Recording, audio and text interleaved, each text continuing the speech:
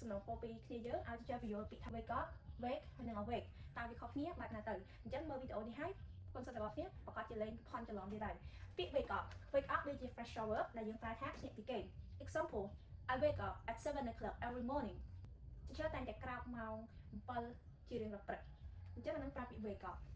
មួយទៀត wake ថ្នាក់ពាក្យជា verb ដូចជាពាក្យ wake up ដែរប៉ុន្តែគេហៅថាវាជា old English version វាជាពាក្យពេចន៍ដែលគេប្រើតាំងពីយូរយារណាស់មកហើយឥឡូវនេះគេអត់ប្រើពាក្យ wake នឹងទេ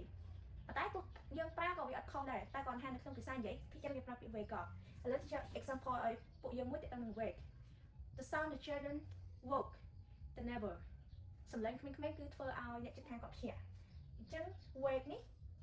កិរិយាសព្ទទៅ past tense មានថាទៅអតីតកាលគឺ woke ឥឡូវយើងនិយាយ example ម្ដងទៀត the sound the children woke the neighbor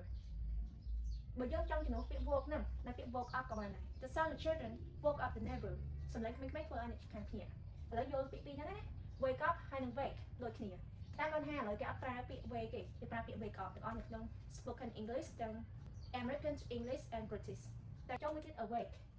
awake it usually use as an adjective ពីច្រើនវាមានថាពាក្យជា adjective គេប្រើថាភ្ញាក់ឬក៏ដឹងខ្លួន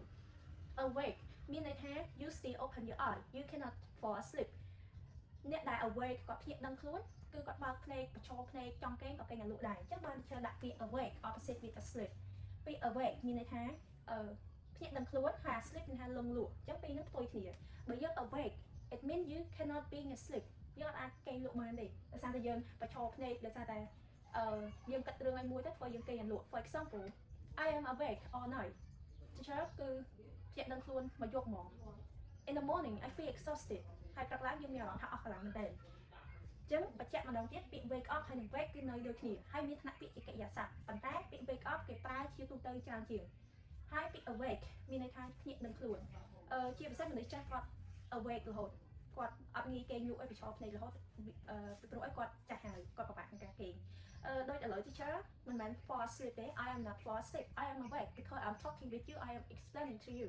ឥឡូវ teacher មិនគេងលក់ណា teacher គឺកំពុងតែដឹងខ្លួនព្រោះ teacher កំពុងតែនិយាយមួយពួកយើងអូខេអញ្ចឹងសង្ឃឹមថាវីដេអូនេះអាចជួយឲ្យពួកយើងកុំមានការខកច្រឡំទៀតអូខេ bye bye see you in the next video